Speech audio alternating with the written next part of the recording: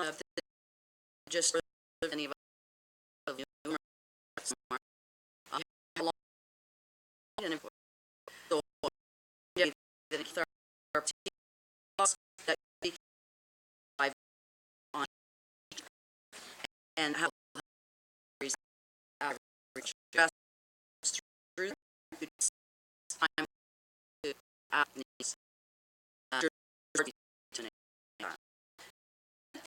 come to full force. Well, back here, sir. Back on the new again.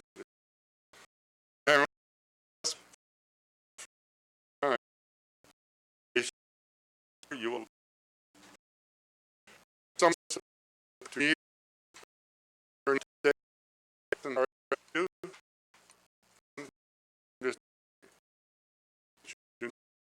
not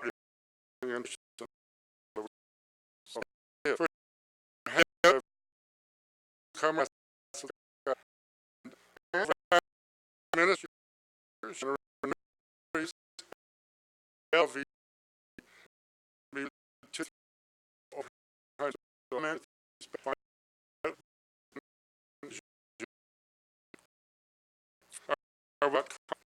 what calendar back in history. For your own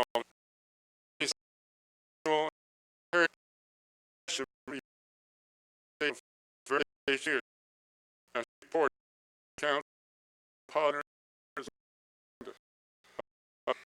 this recorded New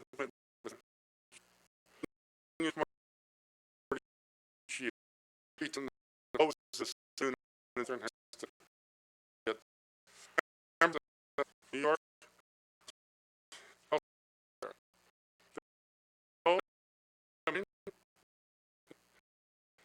It's a good the audio the whole and it's a good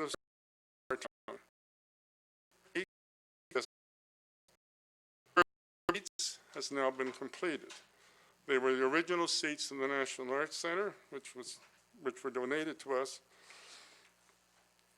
And in the next year, we hope to automate the main entrance doors, thereby enhancing access and to upgrade the hearing systems in the performance center.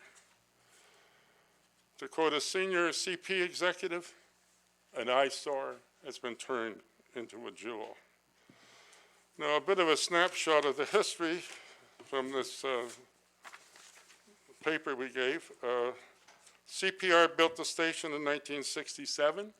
It was effectively closed in 1996. In 1997, CP Via applied for a demolition permit to tear down the building. There was no word as to their plans, so the mayor refused the permit. There were rumors for Earth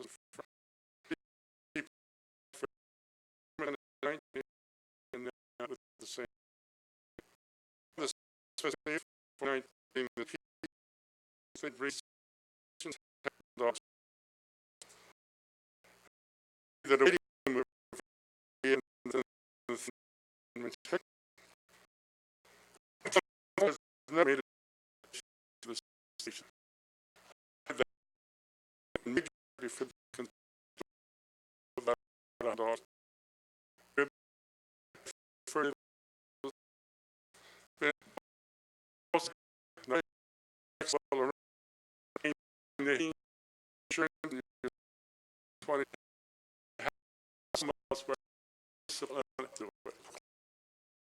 we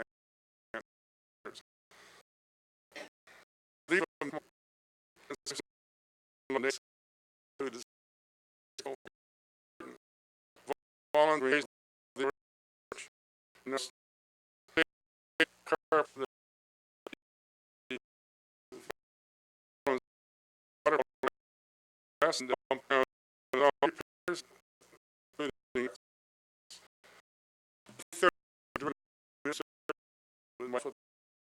repairs,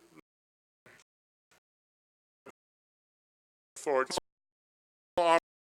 of the town is So there's no major salt and these all and part of the we've been around here $1,000 land for the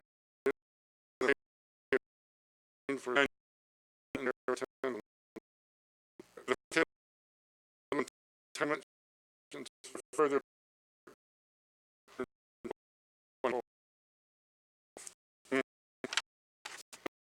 expansion of cleansing also for the item in the theater, so it's painting like is it where and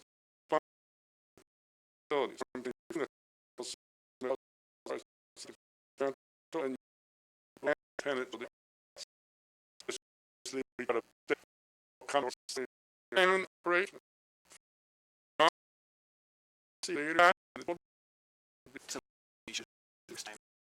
So I got to your fall center the leader. I appreciate it. 20 minutes to go through the names by memory of the people who've been involved with this thing since the 31st of March 1999. Thank you. Thank you, Tom. I had my grandson there on Saturday. It is a jewel. Good. Bring him back.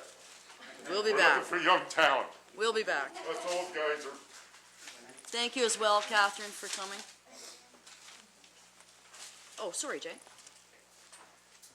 Yeah, I echo what the mayor just said, but I've often thought, and we have a sign out by Garden Market that advertised the place, but directionally, I think maybe there's something a little lacking in terms of how to direct people down to the theater from as they come into town, as they come up to the corner. Would you agree with that? That's a softball question because it's my understanding from what I read recently that under the guidance of the Director of Economic Development and others, there's a whole 13 signs that are going up early in the new year on how to find a theater. I never asked a softball question. No, we have the wait for date signs up now, so it's all up right now. They're up now. Are they? Well, I guess I don't see too well either. So any other questions? Thanks again, Tom. There are no minutes to be adopted tonight, as it's our first working meeting. CAO Morris, are there directors' reports? There are two, and I would suggest we start with Director Dunlop.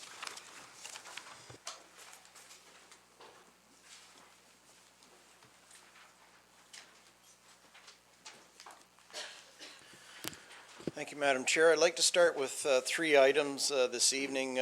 First off, I'd like to speak a bit about the salt shortage that's occurring in Ontario.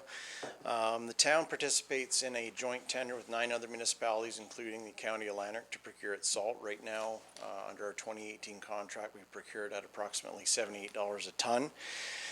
We are guaranteed up to 1,200 tons a year at that fixed rate, and beyond that, essentially, the supplies aren't. So. This summer, as many are aware, there was a labor strike at the Goderich mine operated by Compass Minerals. This has created a shortage in eastern Ontario and many other places. We're seeing salt come in from as far as Chile and Egypt right now into the area. What we're trying to communicate this evening is we're expecting a very sharp rise in the price of salt effective January 1. With that intention, we are looking to, we will be making significant purchases to store salt leading into that deadline. We are forecasting the cost of salt could go as high as 125 or more per ton. So some of our other partners that haven't used treated sands as an example have actually exhausted all their salt supplies under the contract for year to date. So we're in an enviable position to be able to have extra stock, but Again, we'll be staying within the 2018 budget in terms of our purchases, but I just wanted to flag that we're going to be certainly restraining and limiting our use early in the new year until a new contract is secured. So. At the wastewater plant, I just wanted to share we're having further challenges with our Bristol communication system. Essentially, that's the communications platform that drives all the automation down at the plant. Today, the secondary and tertiary treatment systems are all being run manual. We've had an outage with the equipment down there. Staff are trying to troubleshoot it, but just want to communicate again that the Bristol hardware that we're working on is obsolete, and we'll be looking at advancing that replacement, and we'll be having further discussions on that with the 2019 budget. Beckwith Street, we're still actively canvassing businesses. There's 29 businesses within the Phase 1 work zone, and we're reaching out to them independently, having meetings, speaking with them. We've reached out to about a third and had discussions with them to date. We're working through items, getting a full and clear understanding of what their loading needs are, how their waste is managed, also sharing information on how, getting a better understanding of how construction may impact them, so that seems to be progressing well. Parsons is in the last stage of doing the design work on the streetscaping. We're spending a lot of time and effort looking at the landscape materials, such as the types of interlock, the types of streetlight hardware. There's a significant amount of variability in cost when you start to look at those items, so that's what our teams are focusing on today. Their team is also actively building tender specifications to allow the advancement of that project if it should receive such approval through the 2019 budget process as well. And that's all I have for this evening. Thank you, Director Dunlop. Any questions from council? Jay? Councillor Brennan? Either. Thanks, Troy.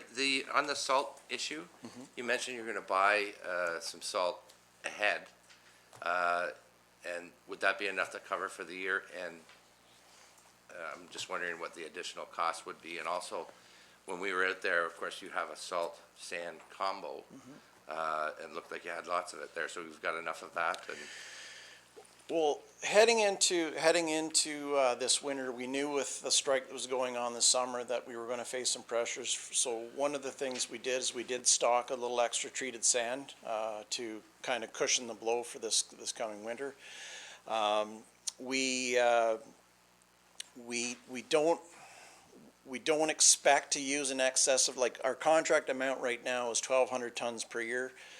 Last winter, we only used 600 tons, which was one of the lowest amounts of salt we had used in about the past 5 years.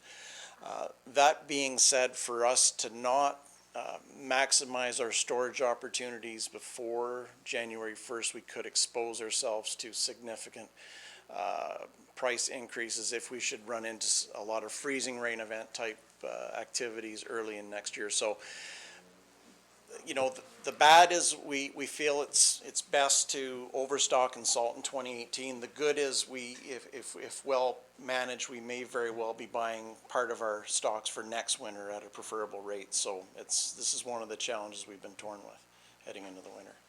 And good thing we have a salt shed. Absolutely. Any other questions from council?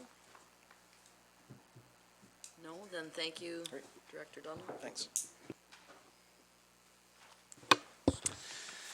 Thank you, Madam Chair. I'll preface my comments by apologizing for my nasally tone tonight. It seems the cold has arrived.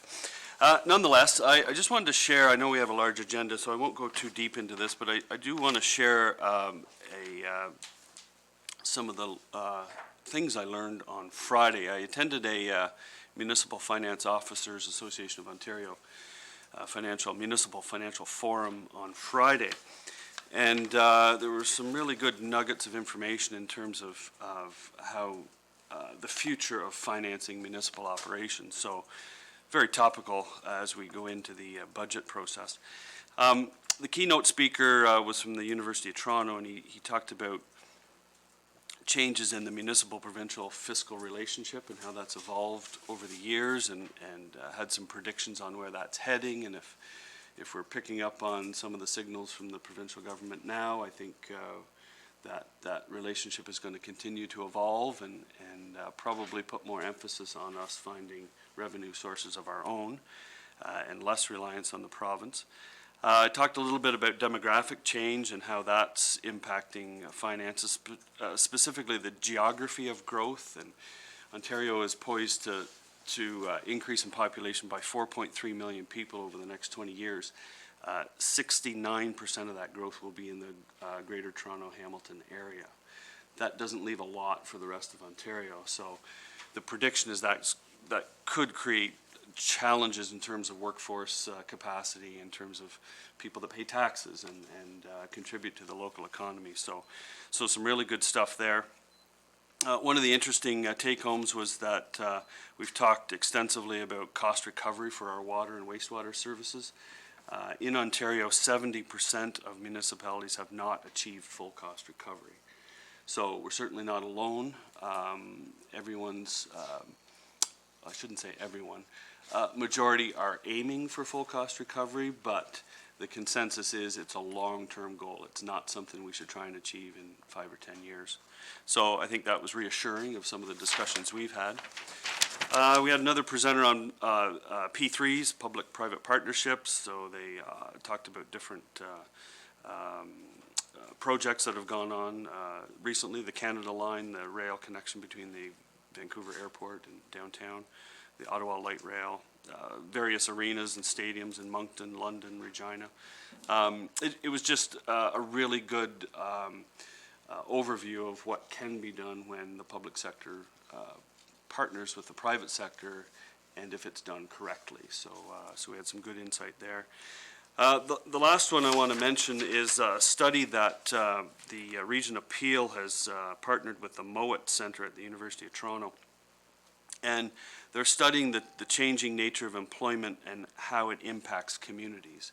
So they're looking at things like precarious employment, part-time employment, or not full-time, particularly contract work, fixed income, the percentage of people in the population that are on a fixed income, whether they're working with a fixed income or they're retired, and what that does to potential revenues for municipalities.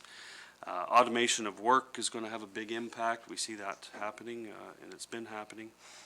And just the general trend that costs are rising faster than incomes. So that reaches a breaking point at some point in time. The other interesting part was they talked about the trend across municipalities in the declining trend in non-residential assessment. And we've all experienced that over the last 20 years since, kind of we reached that post-manufacturing economy. Fortunately for Smith Falls, we're sort of in a reverse of that trend with what's happening. But generally speaking, municipalities that once had 70% industrial assessment are now seeing that decline in favor. So it's putting tremendous pressure on the residential taxpayer. So all that's to say that there was a lot of forward thinking in this presentation. I'm on the list to get the study, the report, when it's released, probably in January or February, and I'd be happy to bring that forward and have a further discussion on what they found. But some really important trends in society today that we need to keep our fingers on the pulse of those trends and develop strategies to overcome the financial impact of those trends. So I'll leave it at that and be happy to answer any questions that council might have. Any questions? CEO? No, but it's good that you're keeping an eye on the forward-thinking part from a financial perspective. Obviously. So with regard to correspondence items, we have two. The first is a letter from Randy Hillier regarding the Rideau Valley Conservation Authority and the Mississippi Valley Conservation Authority and wanting a resolution of support for his position. And the second one is from the Mississippi Valley Conservation Authority that is in fact a rebuttal of the first piece of correspondence we got.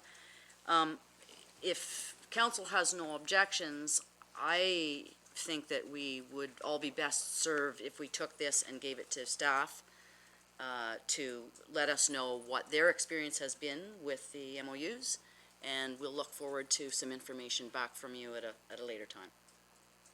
Yes, Nikki?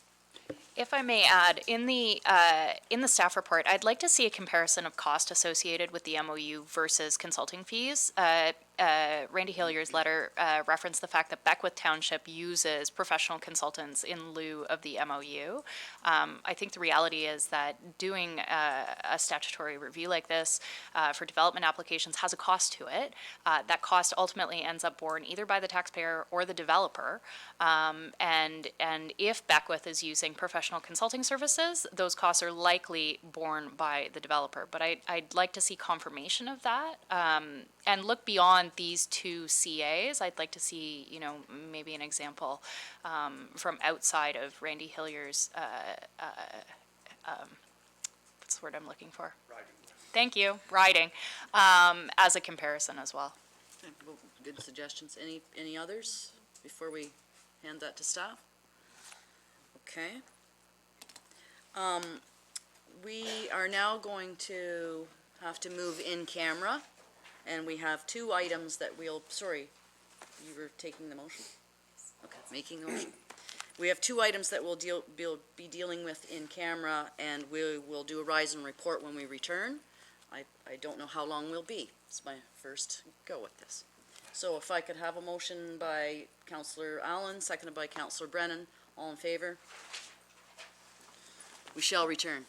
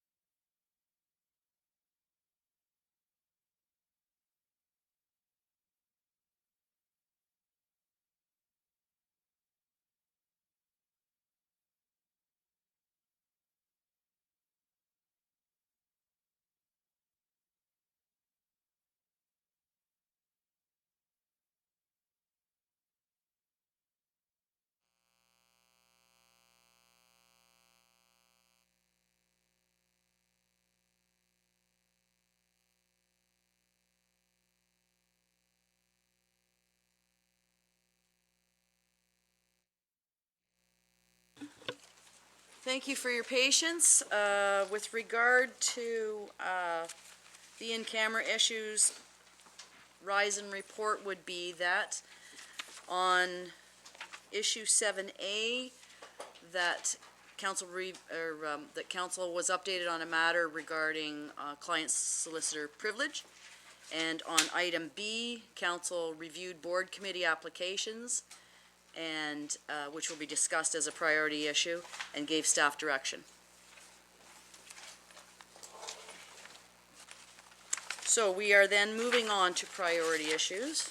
Oh, we are adding one priority issue as well, which will be the terms of reference. It'll be 8H, the terms of reference for the Planning Advisory Committee.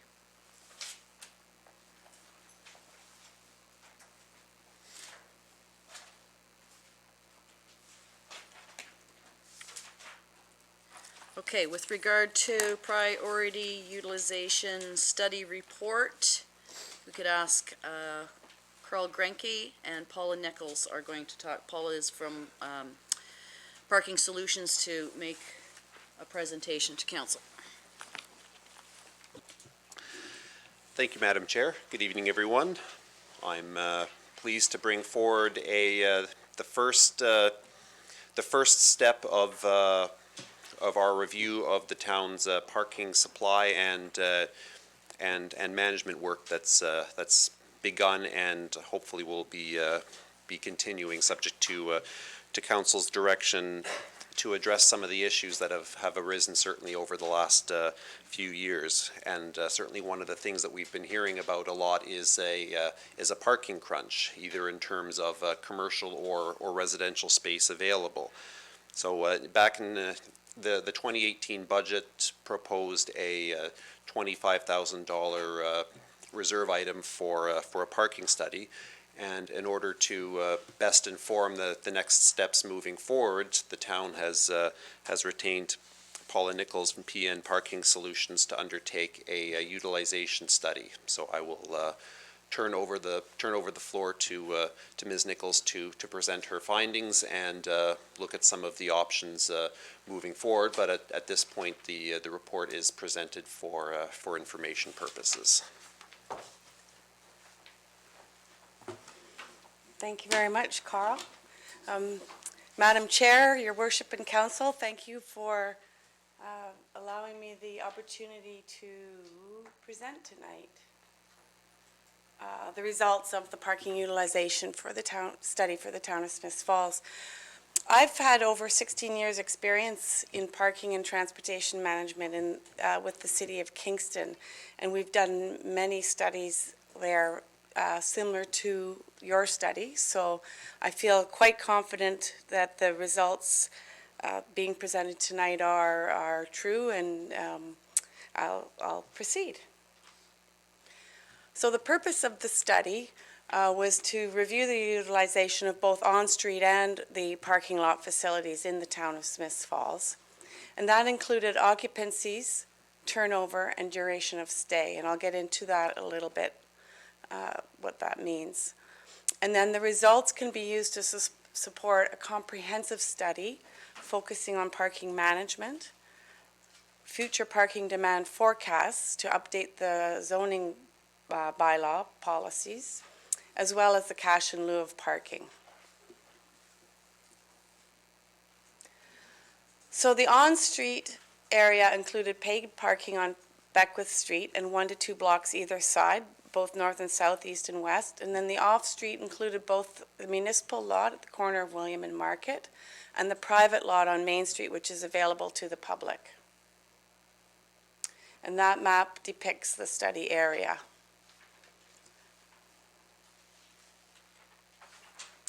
So there are just over 600 parking spaces what we covered, of which 467 were on street. Mostly paid parking. You can see there are 75 spaces that 2-hour parking where there is no parking meter. And then the lots had 136 spaces.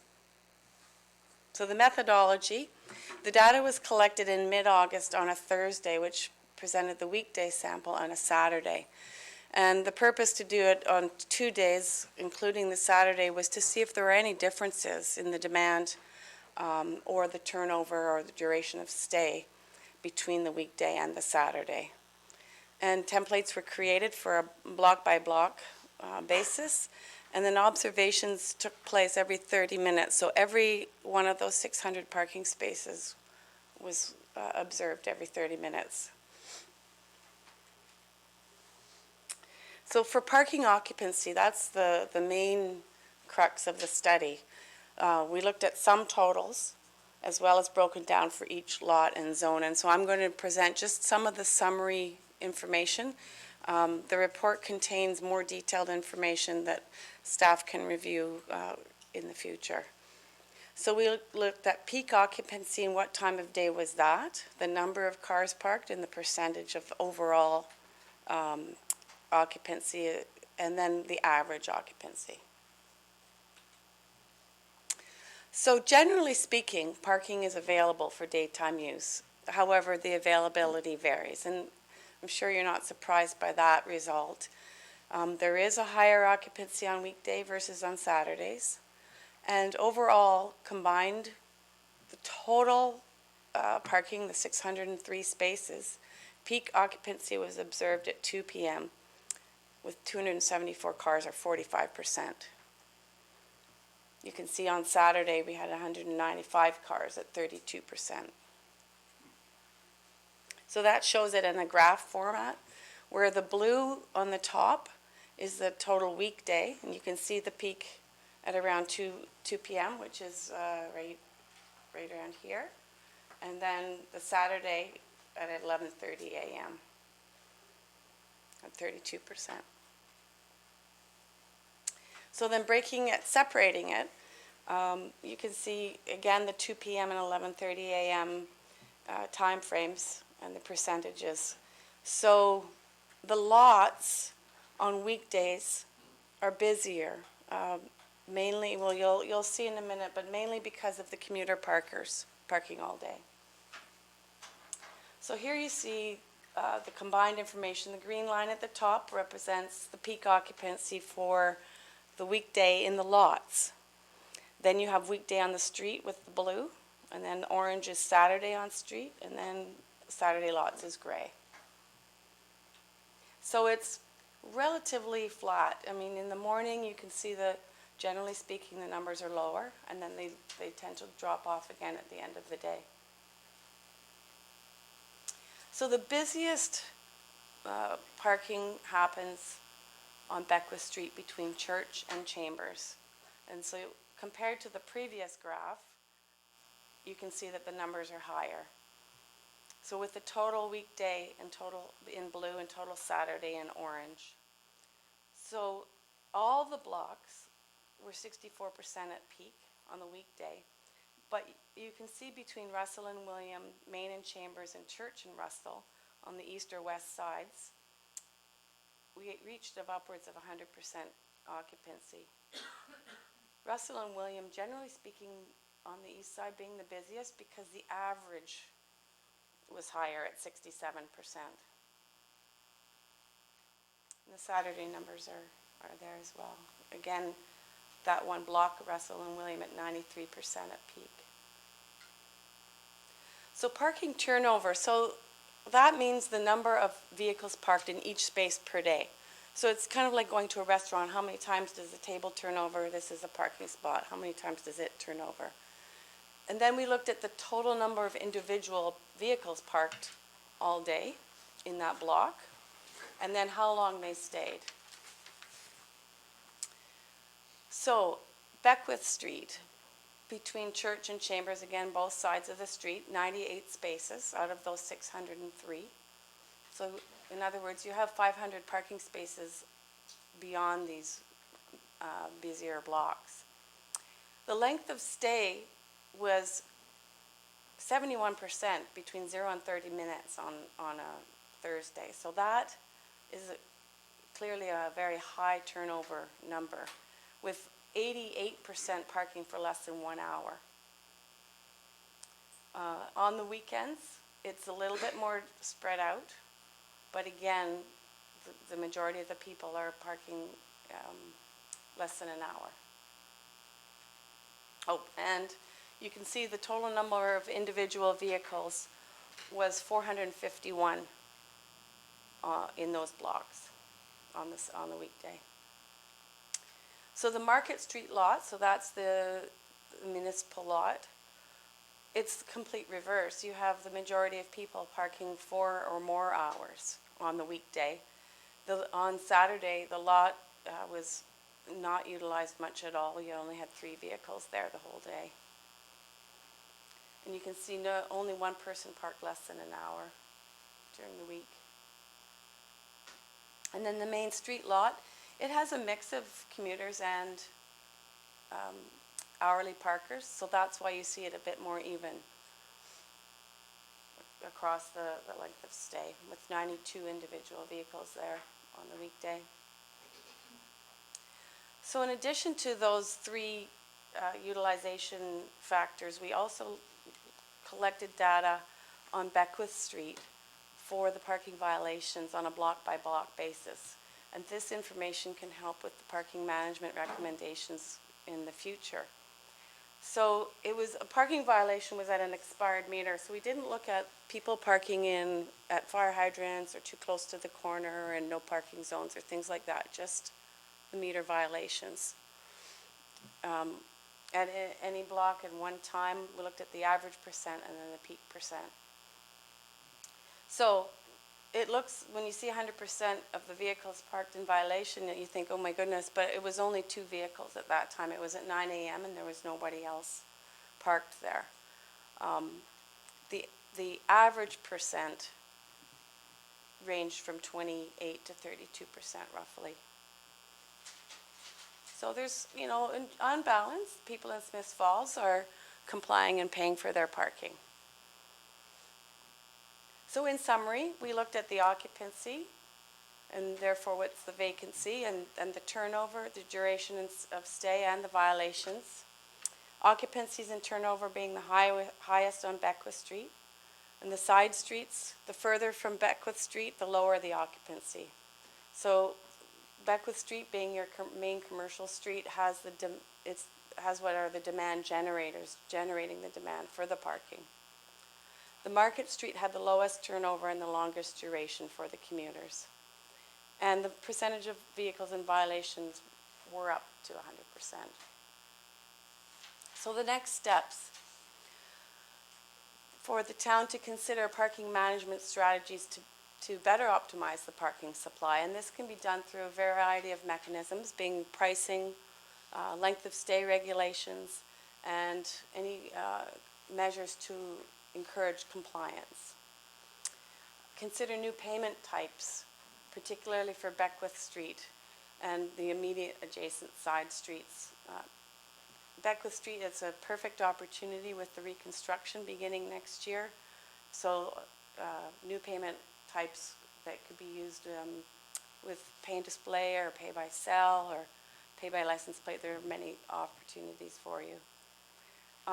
Look into parking demand forecasts so that the zoning bylaw could be updated as it relates to parking requirements. Consider overnight parking options for residential development. I heard that there are some opportunities, but parking could be a barrier to those opportunities. So this study can go towards helping that. And then again, review the cash in lieu of parking for new development. So that's the conclusion, a very brief overview of the work we did, and I welcome questions, Madam Chair. Thanks, Paula. And do we have questions for Carol or? Through the chair. Thanks, Paula. It's an important first step to do that analysis before we really dive into policy recommendations. And I don't think that there was anything that you presented up there that really jumped out at me as unsurprising. It seemed to confirm kind of what I already thought was happening. So that's always good to see. There are a couple questions I have, though. One is, do you think that there's variability in different types of parking spaces, chiefly handicap parking spaces, or the introduction of things like small car parking? What kind of impact would that have on on our numbers downtown when it comes to occupancy. Is your question, do you want, if you were to increase the number of available spaces designated accessible parking, would that impact the others? Yeah, whether or not the occupancy of handicap parking spaces is different than normal parking spaces, or if the trend would be the same. Okay. Well, we do, on balance, my experience has been that designated accessible parking spaces are not occupied as much. So that being said, we do have the data collected. We didn't report that particular piece, but it could be looked into because we identified which were the accessible spaces and what the parking is. When I did my own walkabout in the summer to test the collection methods, I noticed just anecdotally that they were not occupied as frequently. And regarding the small car parking spaces, those are generally more applicable in a parking lot, because then you can get them closer together. On the street, I haven't seen that done, so. And then I just have one further question, and it's about what you anticipate the impact of this data would be if parking downtown was free. Do you think that the data would still be viable, or do you think that the trend would be so dramatically different that it would warrant new study? I think it would warrant additional study. There's a, you would run into the risk of, for sure, less availability of parking than you have now, because it is very hard, even if you regulated the length of stay that anybody was allowed to park, let's say 2 hours, you would find that's very difficult to enforce, and that you need regular enforcement patrols, and you end up having staff trying to cheat the system so that they can park in front of where they work, or even business owners. And it would be, in my opinion, it would be very difficult to manage. Any other questions, John? Mayor? Thanks, Paula, and I was a bit surprised about the overall volume of availability. I mean, you look at, even at peak times, there's over half the parking spots during the weekday are available, and on the weekends, I guess almost 60% are available. So is that quite typical or common? You've done some traffic studies everywhere. So it just makes me wonder, like, there's more than adequate supply. So does that lead to the suggestion that maybe there's better use for some of that other space? I'm not sure what that would be, but if we have more than adequate supply, could we look for other purposes for some of that space? Yes, the challenge is always to get the appropriate parker parking in the appropriate space. So typically you'd want the shoppers and the restaurant goers parking on the commercial strip, and then the all-day parkers parking further afield. And so using parking management strategies, you can actually change some parking behavior in that regard.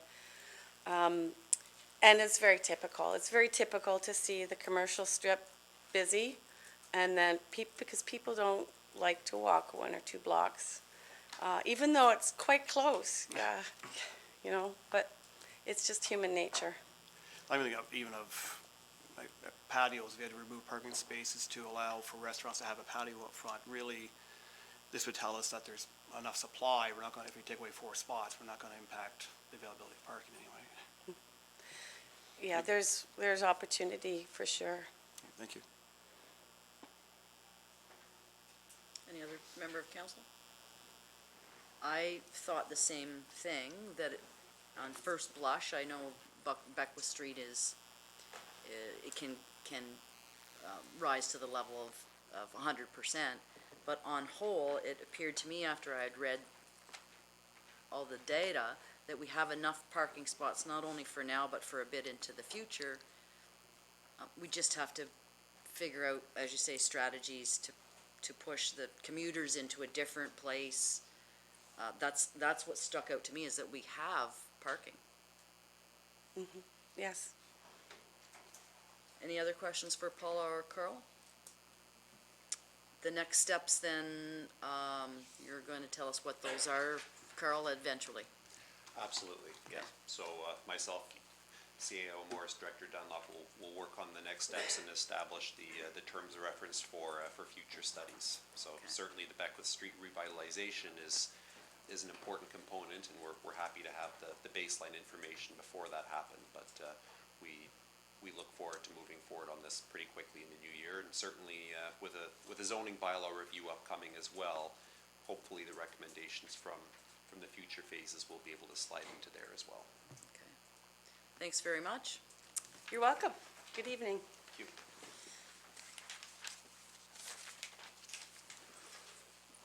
Okay, the next priority issue 8B is council remuneration impacts due to the elimination of the 1/3 tax exemption report. And we can have our clerk, Ms. Costello, advise. Thank you. Bringing forward this report to get some direction from council. As you are aware, I think I circulated probably close to Election Day, a notice we received from Canada Revenue regarding the 1/3 tax remuneration. So in 2002, the council of the day passed a resolution that said that 1/3 of the remuneration paid to the elected officials, that they would participate in that, and that's been in effect since that time.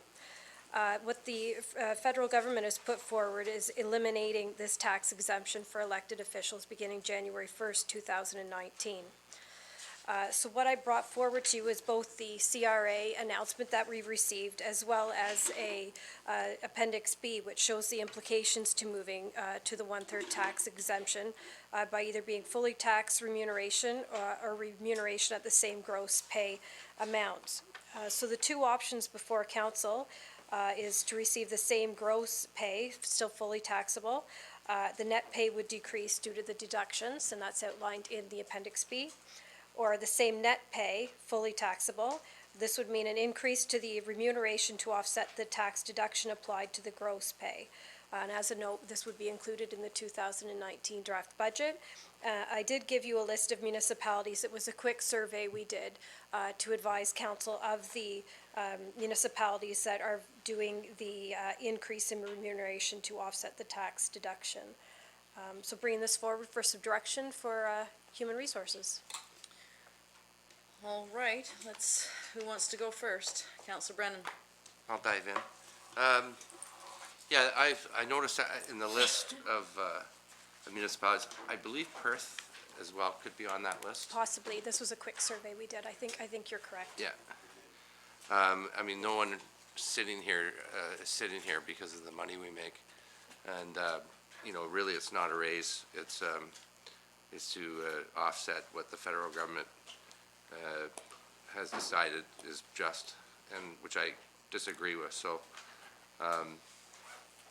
I would put forward that maintaining our net pay is not a raise, but it's just maintaining what the net pay is, and just perfectly reasonable to do it. So I support that. Mayor Panko, you.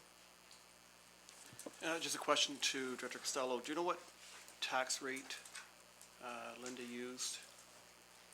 I do not, but I Okay. certainly could find out. From what I see here, it looks like fairly modest, and I guess that's the one thing too, that if it goes by an average tax rate versus a marginal tax rate, so anybody around the horseshoe who has other income, with this income added on top of that, the effective marginal tax rate is, it could be quite a bit higher. So in other words, I mean, the net is still probably not the net when you look at what are the marginal tax rates. So I would agree with Councillor Brennan. I think it's fair at least to maintain the net pays.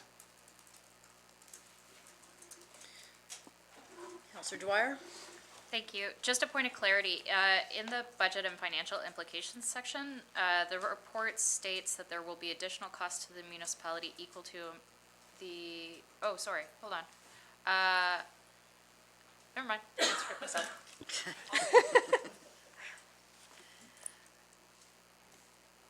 Other councillors that wish to address this? Because we have to make it.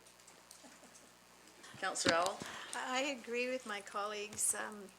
I'm married to an accountant, so when he was looking at this, he was telling me that I'm terrible at keeping track of what I'm spending, and that given this goes forward, every little piece of paper that I'm spending on anything that's related to my job would have to be accountable. So I think it makes more sense, and it's going to be easier for us doing our job to not have to do that. Okay. Councillor McGuire, did you want to speak to this? No? Councillor McKenna?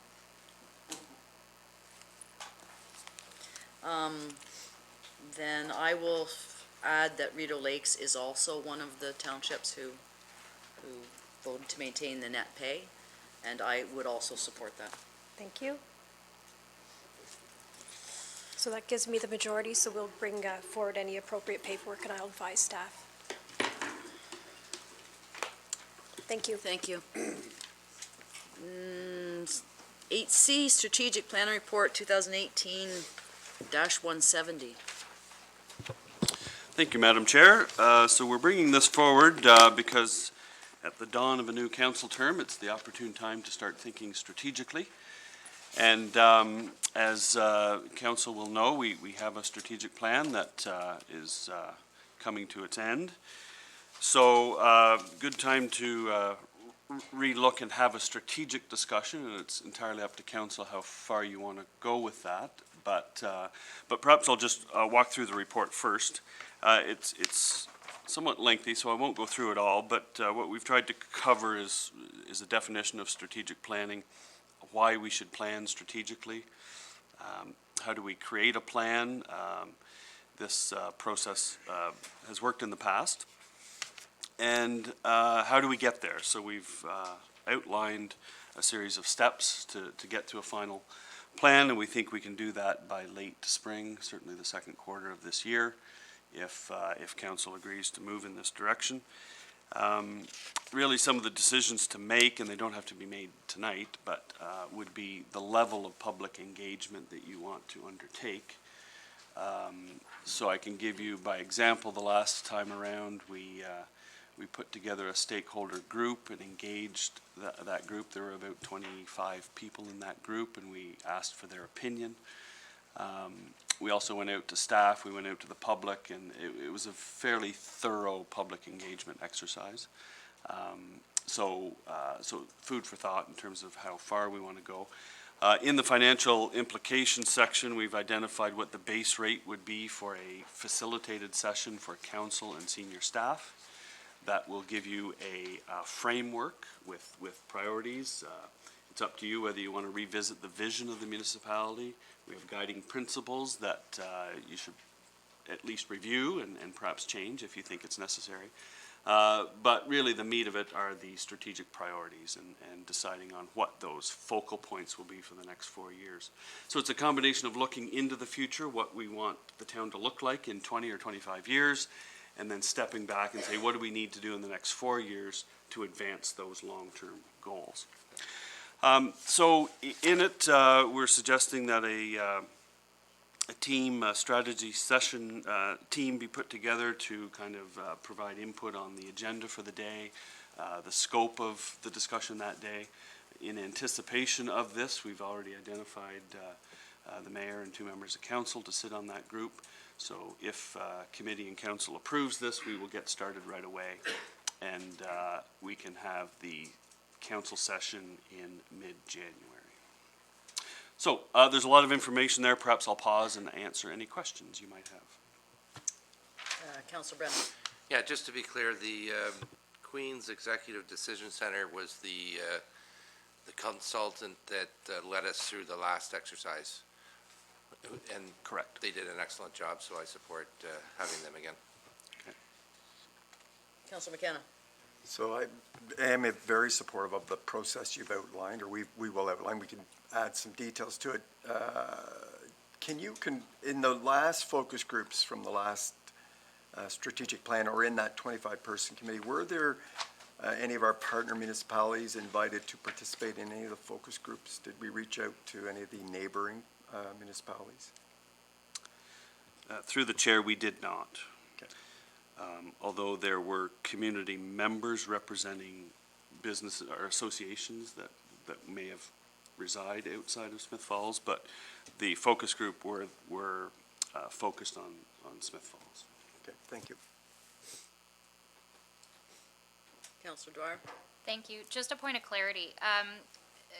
CAO Morris, can you confirm that I'm on, in the analysis and options in the report, under subsection 5, the identification of the KPIs and other performance measures, after that point, does the plan come back to council publicly for approval before it moves on to 6, being staff establish the monitoring program? Yes, it does. Thank you. Mayor Banko? Again, I support the recommendations. The only question, I guess, would be the timelines, and we're stretching out over about a 5-month period. And my interest would be that we condense that somewhat, if that's reasonable. I know that we will have the budget set prior to the conclusion of this process. Ideally, we would have had the plan done before we had the budget done, but we can't wait to get the budget completed. But when it comes to strategic priorities we want to tackle sooner rather than later, is there an opportunity to condense that timeline? Through the chair, yes, I would say there is. The process that we're contemplating would be to bring in the facilitator to lead the sessions, but staff would compile the actual final report and, the dashboard that we use and things like that.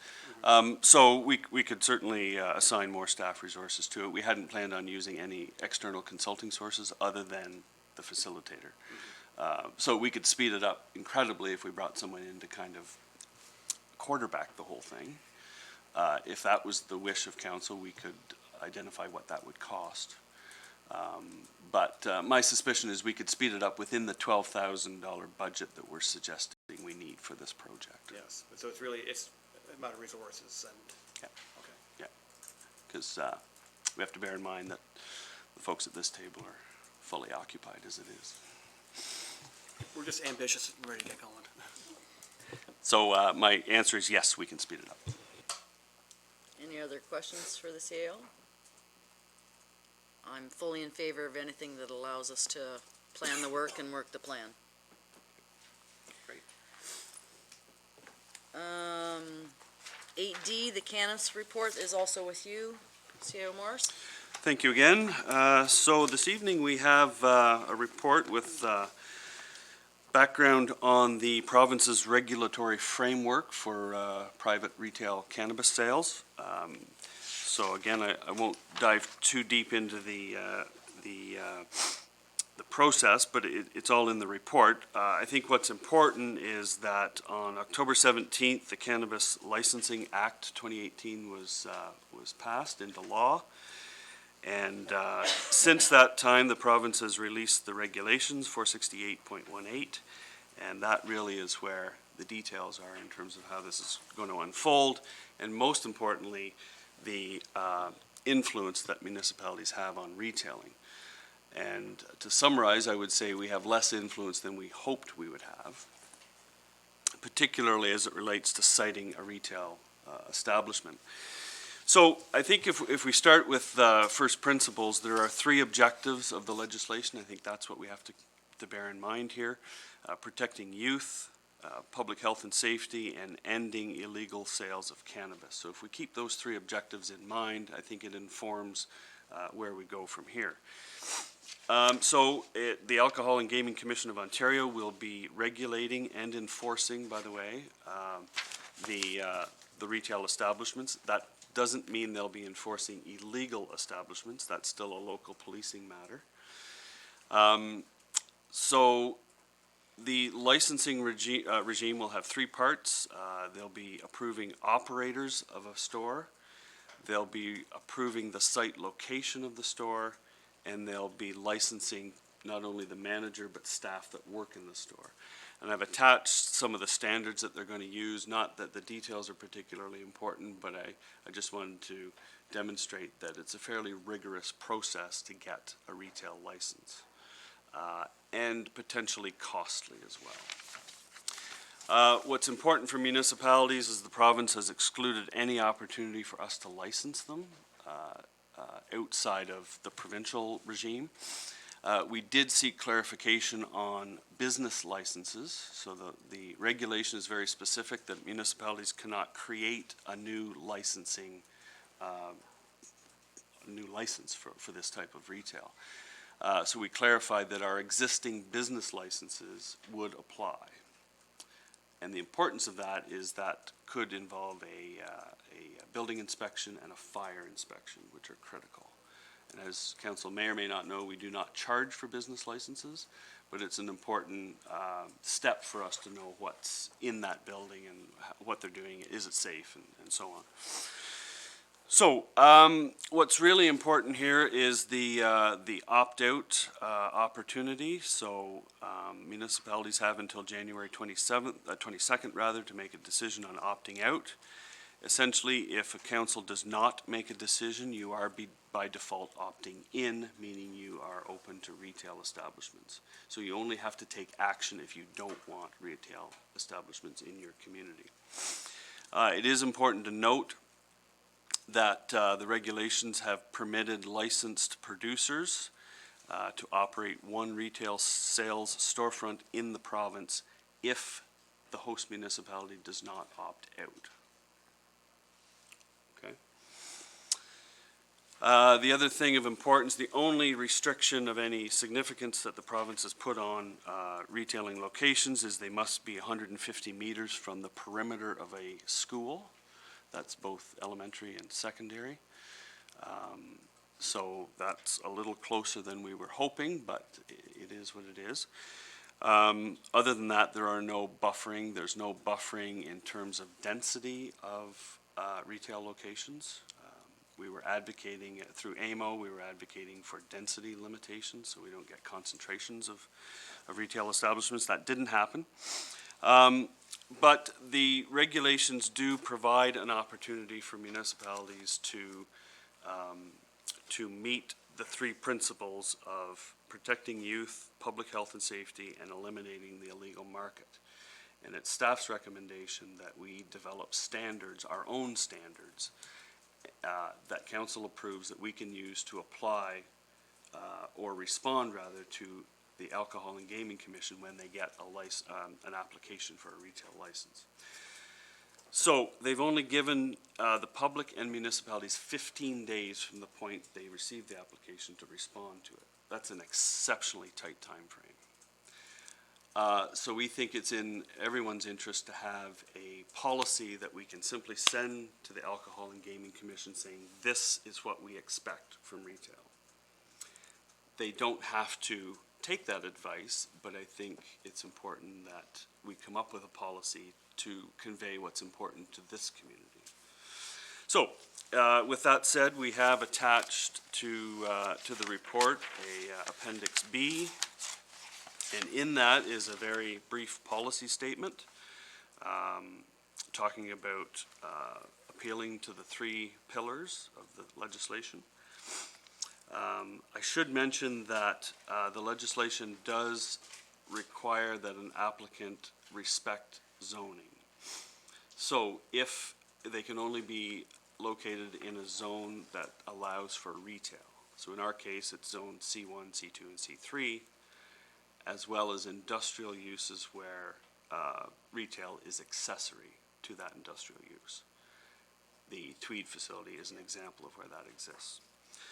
So what we're suggesting here is that we look, and we're bringing this forward for discussion with committee, to identify 7 other sensitive uses.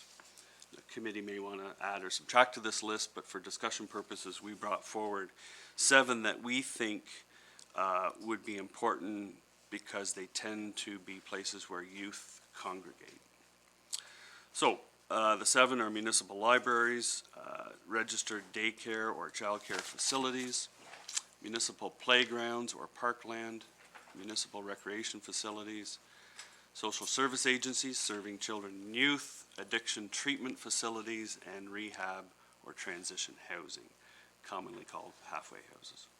So we're offering that as a suggestion to catalyze a discussion, but at this point, we don't know what that looks like visually on a map, but once we get direction from committee, we'll map it, and we can bring that back and show you what that looks like.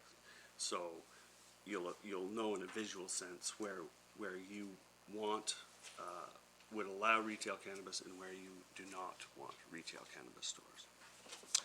So I'll pause there and answer any questions. Councillor Brennan? Thank you for the report, Malcolm. I got two questions and then a suggestion.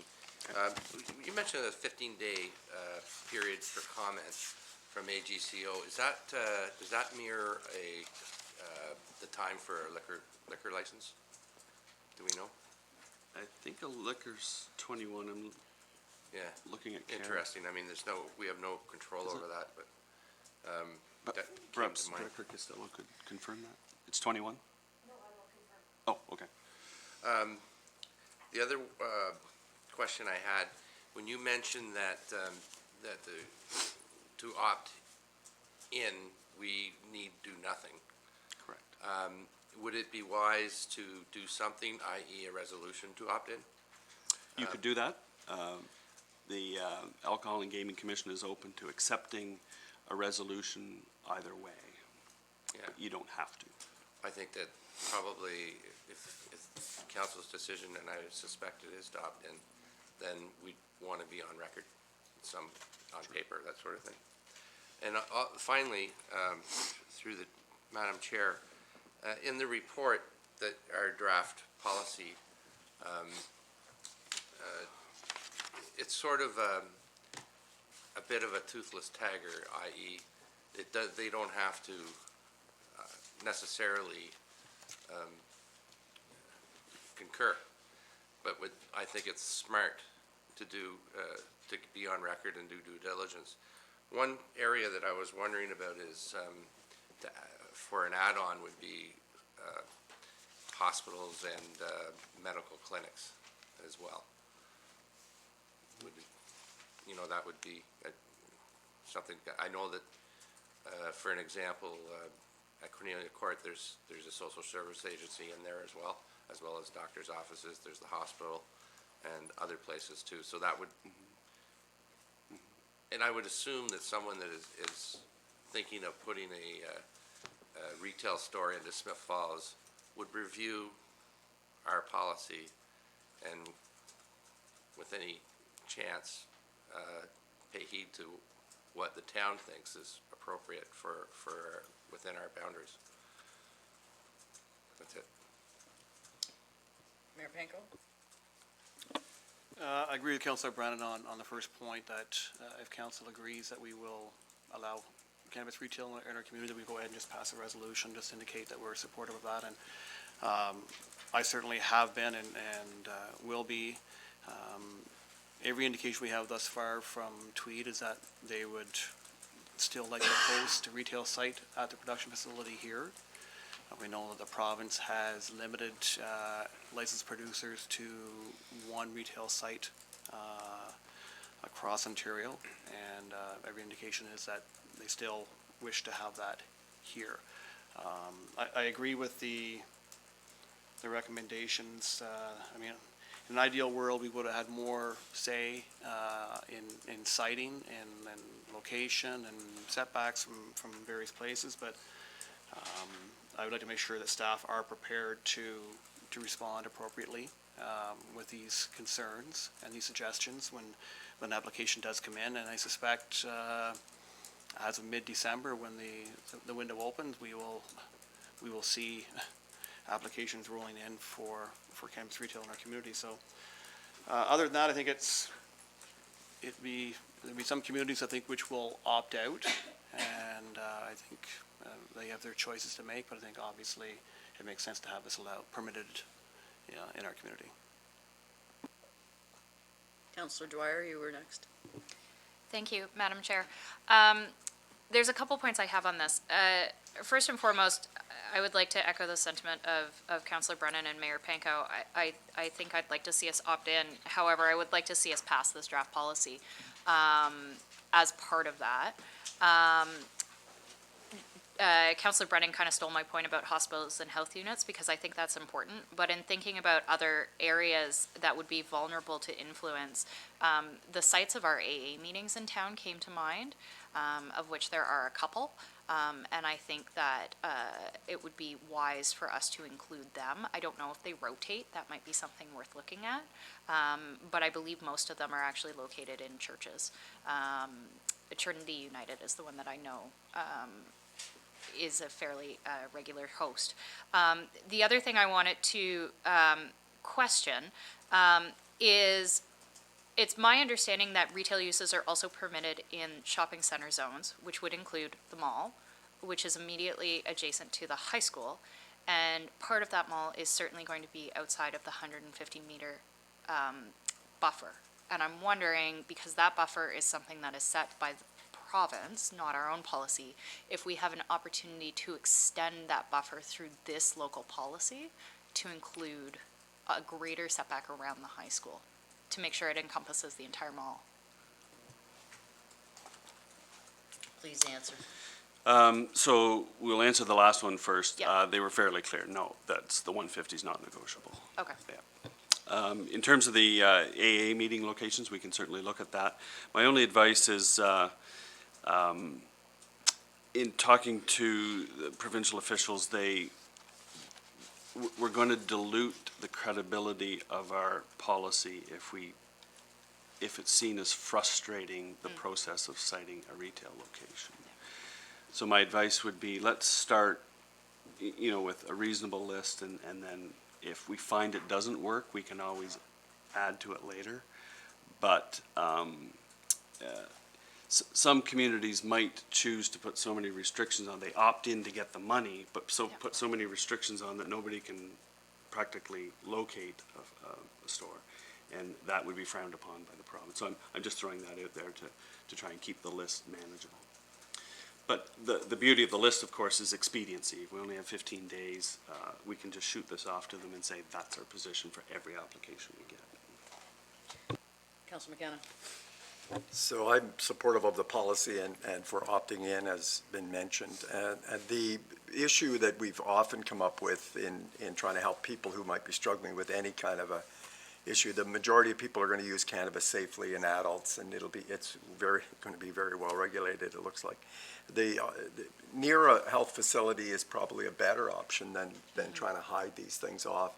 People know that there's where help is available, and trying to hide them too far off the beaten path can have the opposite effect. So it would be keeping the list to what we have here would be something I'd be interested in, and not expanding it. Councillor Dwyer. Sorry, I had a couple follow-up questions. I do have concerns about the inclusion of parkland. And again, this is where I think having the map that overlays the retail commercial zones with the exclusion zones is really going to illustrate whether or not we are just by nature banning it from the majority of town anyways. Because when you start looking at 150-meter setback from any parkland, that's going to take out most of downtown. And I think that's concerning. Because at that point, you're right, we're making it too difficult to operate a facility, and perhaps we should remove parkland and keep playground and do it as a buffer from the playground. Councillor C.O. Morris. Great insight. If committee wants us to pursue that, we certainly can. It's a good point. Councillor Allen. No, I agree. I think that is a good point.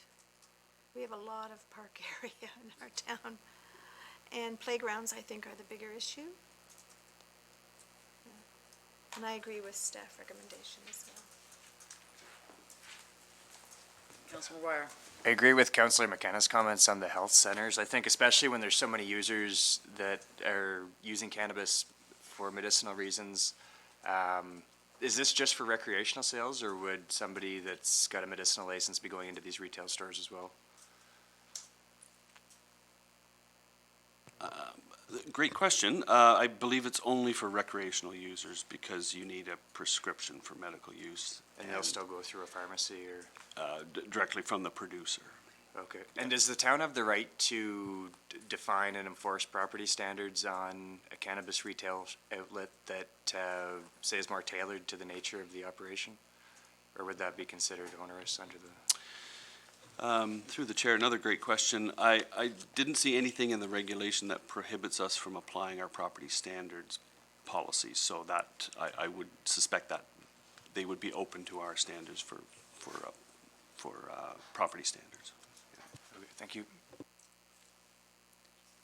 Any other comments?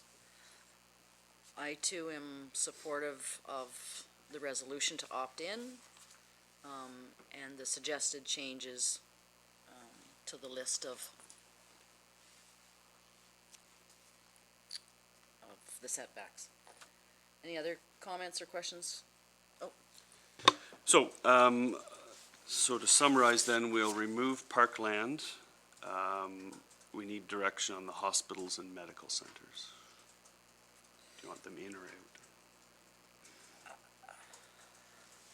I think, from your comment, I think, speaks to that. Yes. And if we could also ask the hospitals and the health facilities if they have any advice for us. But again, Councilor McGuire mentioned medicinal use. Even though you won't go there, people are going to use it without a prescription for medicinal reasons. So it's people use it for whatever they want to. So I'm sure, I don't know what the hospital's opinion would be on that. So, Madam Chair, if I Yes. would suggest perhaps a straw vote, just to see who's wants hospitals, medical centers in. Is that the, okay. Hospitals and medical centers in, please raise your hand. Sorry, can I request clarity? That's in as a sensitive use or in as in the policy? To add it to the policy, add it in the to the policy. You want to add hospitals or medical facilities to the policy, as does anyone else? And the straw vote doesn't go that way. Okay, and the other one would be the AA meeting locations? Sorry, we're taking a straw vote on whether we add AA meeting locations to this list as well, the same list. Yes, yes. My only concern there is they're very mobile. They may be one place now and somewhere else in 6 months, and once a store is established, we can't tell them to leave, so I think it's one we probably cannot enforce, as much as I understand the intention. Councilor McGuire? Also, I think with, generally they meet in churches, and that would cut out a lot of our downtowns, so if there'd be another way to get around the conflict, I think it'd be a better route. Okay, then let's straw vote that one as well, to add AA meeting places to the list. Anyone in favor of that? Yes. I am, but I'd like some clarity on whether or not they are actually mobile. I don't know. My impression was that they are pretty stationary at Trinity United. Can I just add, I think as long That's as right. I can remember, it's been there. That's the place they meet. Unless there are other days when they meet other places. I know that they have been meeting in our church for years and years. Councilor McKenna? Just, and I'm assuming we're all including Narcotics Anonymous in that. It's not just Alcoholics Anonymous. And they are also in health facilities. They aren't just in churches. And so they are, and they do move. Not all of them, but when the church has other reasons or the facility, they'll move to another. They're very adaptable. Councilor Brennan? First of all, our list is only a recommendation to GCO. They do not need to follow it. And I think that when we're talking about where we're going to do it or where we think it's wrong, Parkland, of course, the schools, the other places that staff have provided, you've got to look at the three things that is in the provincial policy, protecting youth, public health and safety, and ending illegal sales. So I think maybe with the AA, it's a moving target. I know for a fact that we had that group in a service club hall for a number of months. They left, I don't know, I'm not sure where to, but I think that's a bit of a moving target. And if, I think maybe we get too much on the list, I'm starting to agree with CEO Morris, then it becomes watered down and it becomes an impediment to what the government's intending here. With that said, then, is everyone, with regard to the changes that we've currently made, which is to delete the parkland and add the hospital, and what else did we add? I think we were adding. Yeah, that this list, other than that change, can move forward with this draft policy. We're, pardon me? I believe the hospital was a thumbs down. Yes. Yeah. Okay, then you have the direction you need? Yeah, so with that clarity, we will change the policy and bring back at next week's meeting. It looks like we're having a special committee meeting next week, so we'll bring back a visual, a map showing you what that looks like before you finalize it. Okay? Thank you. Thank you. 8E, check signing banking authority is with our clerk, Ms. Costello. Thank you. This is a quick housekeeping item. Now that we have our new council, we need to change our resolution for signing officers for banking procedures. There are no changes to the staffing complement. Mayor Panko is authorized already to execute necessary banking documentation. However, I do need 2 elected councillors to be named in our banking resolution. And that needs to go by form of resolution, as well as we'll have to get signatures of both for the banking documents. So if I could need 2 volunteers who are readily accessible on a moment's notice, that would be wonderful. And do we have 2 councillors who wish to? Jay? Councillor thank you. Brennan? Lorraine? Councillor Allen? Thank you.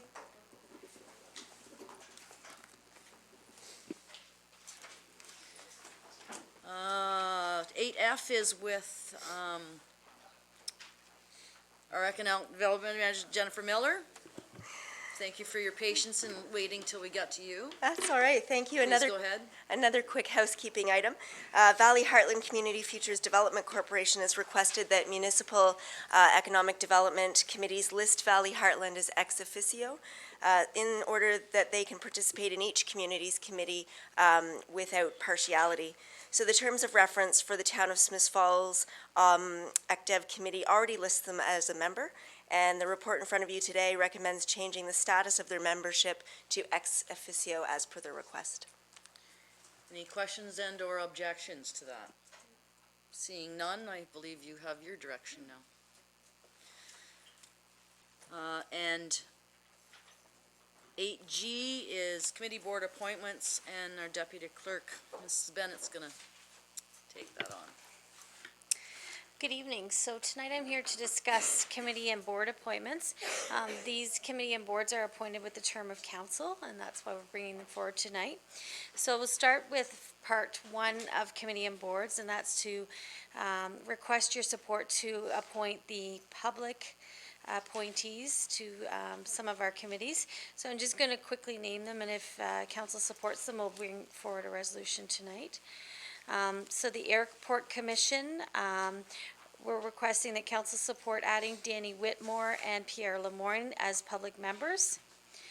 The Child Development Center, requesting that council appoint Arnold Padamore, Bria Simmons, Pamela Craig, Allison Staples, and Marianne Delasio Hardy as members. And then the Recreation Hall of Fame, we're asking that council support appointing Jack Anderson and Dennis Staples. For the Traffic Advisory Committee, we're asking that council support appointing Caitlin Patterson, Irv Mazurkowitz, Jack Anderson, Pierre Lemoyne, Stan Suffel, and Ken Shirley as members. The Heritage House Museum Board, we're requesting that council support adding Eileen Crosby, Tamara Taylor, Tabitha Renault, and Shirley Somerville as members. And the Police Services Board, there's one citizen appointee to this board, and we're asking that council support adding Karen Hallinan as the committee member for this board. And then for the Public Library Board, we're asking that council support appointing Amanda Guerin, Chantel McCordick, Nancy McLean, Sheldon Giff, Rebecca Colley, Holly Blado, Adam Garapi, and Sarah McLean Knapp as members.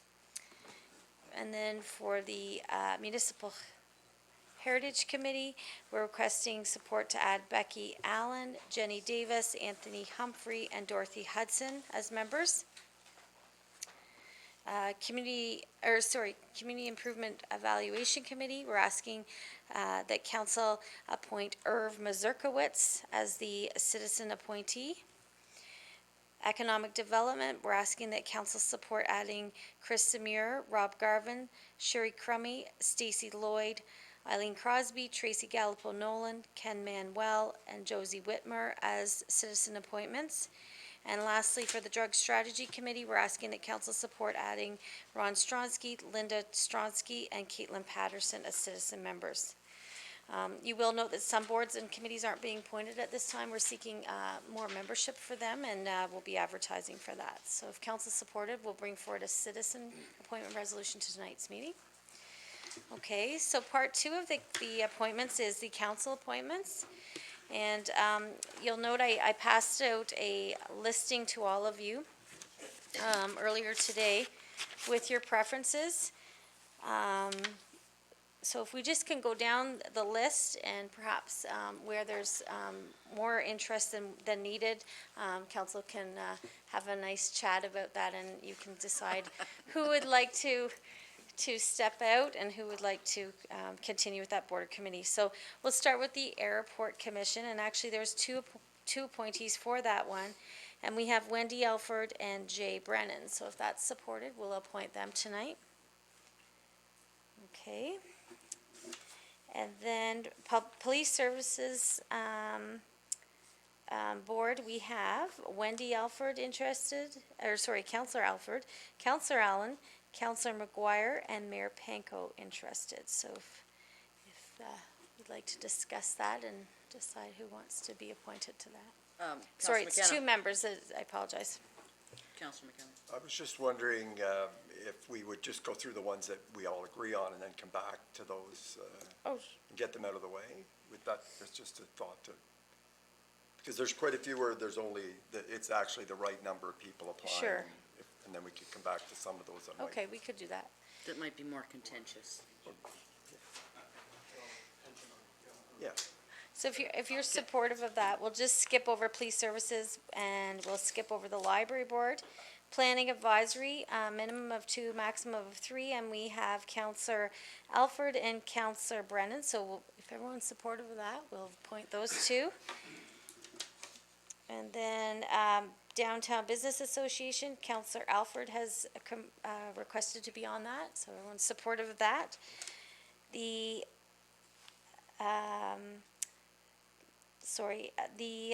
Lanark County Communities, oh no, we'll wait on that one, I apologize.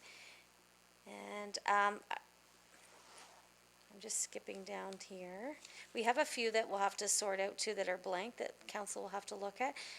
Economic Development and Advisory, we'll have Councillor Brennan and Mayor Panko on that one. Health Unit, Councillor McKenna is going to be added to that one. Housing Authority will wait on because it's one, and actually that one we'll discuss later. Perth and Smiths Falls District Hospital Board will wait. Rideau Valley Conservation Authority, we have Councillor McGuire for that one. Okay, so we'll have him added to that one.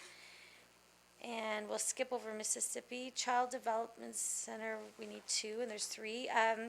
Heritage House Advisory Board, we're going to have Councillor Brennan and Councillor McGuire for that one. MHC, we need to look at. Community Improvement Program, we're gonna have Councillor McGuire for that one. Chamber of Commerce will have Councillor Alford and Councillor Brennan. Railway Museum will have Councillor Allen and Councillor Brennan. Sorry, I'm just skipping over these ones. Smiths Falls Drug Strategy Committee, Councillor Allen. Arts and Culture, Councillor Allen. Rideau Corridor Landscape Strategy Steering Committee, Councillor McKenna. And that's it. So maybe we'll go back as Councillor McKenna suggested. So Police Services Board, it's 2. We have 4 people that are interested. That's Councillor Alford, Councillor Allen, Councillor McGuire, and Mayor Panko. So if there's anyone there that would like to. I don't mind stepping down. Okay. Mayor, excuse me, but as the mayor, don't you have a seat on that, or do you have to be appointed by council? So it's actually, Carrie and I actually looked this up this afternoon, and in the act, it states that the mayor is typically appointed as the first. If the mayor decides that they don't want to, they can designate that to a councillor. So it's up to you if you.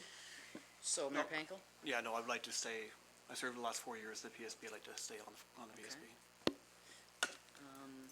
Sorry, Councillor Allen, did you just withdraw from the PSB? Then, that leaves myself and, Councillor McGuire. Did you want to speak to make a comment on why you want that, or why you, Sure, fits your yeah. skill set? This was something I got to do a little bit of research on during the campaign trail. I campaigned on the mental health, the nurse. So that's definitely would be a priority for me as a councillor. I don't know if I necessarily have to serve on the Police Services Board to play a role in seeing that through, but that was my motivator behind getting involved. I think, it's a big part of our budget, and there's a lot of data that goes into it, so it'd be interesting to be able to dive into that a little bit, but yeah. That's your interest in Yeah, serving on the Police yeah. Services Board? Thank you, and now I'll go. I have served in 2006 to 2003, I served half a term at the time on the Police Services Board. I've negotiated their contracts when I was there, or was in on the negotiation for the contract. It is something I take, like most do, that's a big part of our budget. We have not as much control as town residents would think we have over that, but I think that having someone appointed to the PSB from council we have influence, and we can give perspective on why and when things could change. So that's my pitch. So I'm not sure of what the process that's been used in previous years, but do we want to take a straw vote for who you want, or do you want to pick the name out of a hat? How does council feel that this should be handled? I'll take suggestions.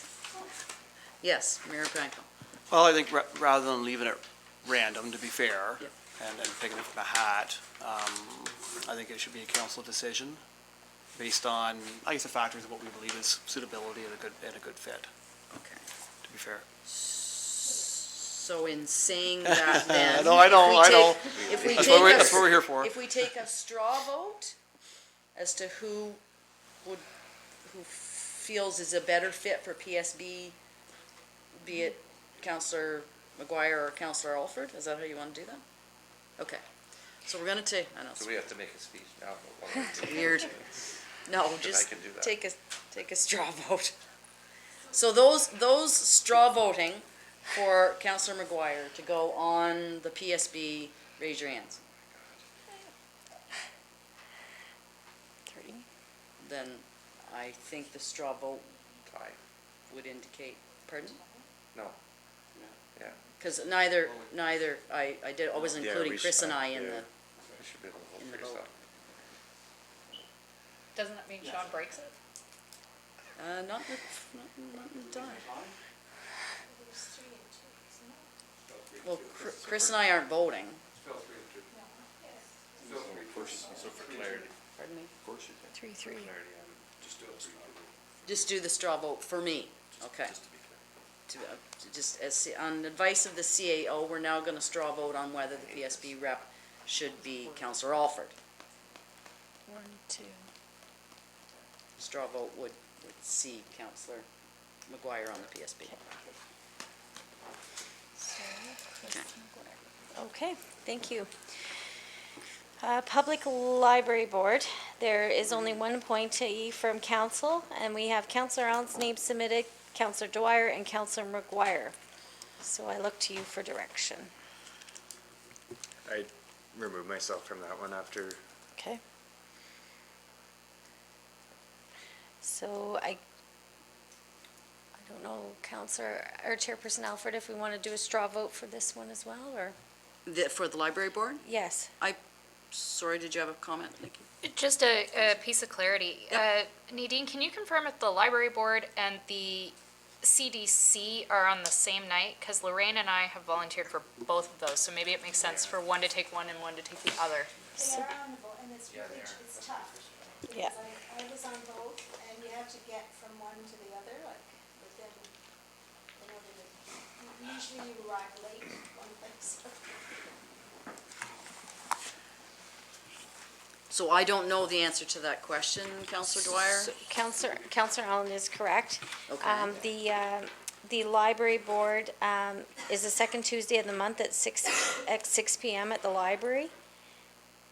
And the CDC is, the second Tuesday as well at 7 PM. And it's at the, CDC. Okay, so are you suggesting that you two are gonna work this out? Well, Councillor McKenna has thrown his name in for the CDC, but I would be more interested in CDC than the library.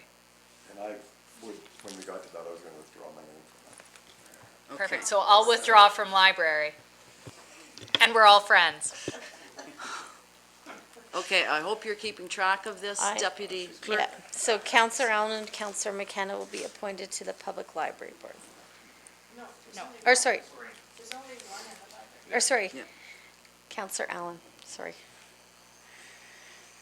And so we're gonna skip down to Lanark County Community Services and Lanark County Corporate Services. We can have one appointee to that. We have Councillor Brennan, Councillor McKenna, and Mayor Panko that have put their names in the hat for that. So- So the mayor, yeah, mayor- so. The mayor is on one spot. Mayor's eliminated, sorry, so Councillor McKenna and Councillor Brennan. Do you two wish to discuss, or? This is awkward. I hate this. Yeah, I mean, I've applied to be on county since this is the third time. Last time, there were four of us, I believe, that expressed interest, and the decision was made to, not that I agreed with it, that we would take turns, one per year. And I found that to be, and especially when I got there, I was the second, that it didn't, there was no cohesion. And there's a bit of a learning curve at the county level. And the other part of it is the county councilors that are there, you need to build some relationships. And there's a certain amount of political savvy that goes into it in terms of getting sure that Smith Falls' voice is heard. And we heard the other night that we transfer $2 million to those guys for services they provide us. So that's my reason to, that I want to put my name forward. Before I came on council, I worked for the provincial member, and we had a very close relationship with county councilors. About half of them are still there, believe it or not. And so I've known them for many, many years, and that's why I think I can bring something to the table. Not being said, I think Peter would do a good job too, so. Yeah, Councillor Allen, you had a Yeah, I just wanted to add, I was part of that experiment where four of us did 1 year, and I really felt, I enjoyed my year, but I was just starting to understand the role, and I felt I could do it by the end of that year, and the next person came. And I also felt that because there was just, you know, a turnover of us, our town wasn't represented as well as it could have been. So I really think we should have someone for 4 years, not do it that way again. I took that. So, Councillor McKenna, any thoughts? Sure, I'm a big supporter of both the county as well as our neighboring municipalities because we're not an island, and I've been like Councillor Brennan, been involved with the county. It was my first employer many moons ago, and know many of the municipal councillors, including the new folks elected. I'm as keen and certainly as qualified, so I'm not sure how to. I'll leave it up to the council, their wisdom, and be happy. And, sorry, just clarification, does it make sense to have the same person on community and corporate Yes. services? Oh, yeah. Okay. Because the meetings are one after the other, the Okay. same night. Okay. So are we going to straw vote it again, or, no matter how awkward this is, but glad I went first, the awkwardness. It's fine. Okay, so who is straw voting for Councillor McKenna? Who is straw voting for Councillor Brennan? Councillor McKenna has it.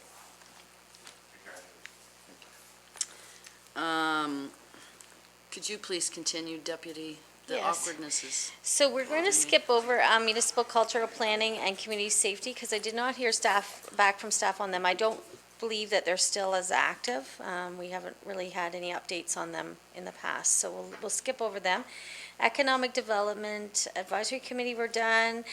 Housing Authority, this committee was brought to my knowledge is officially dissolved.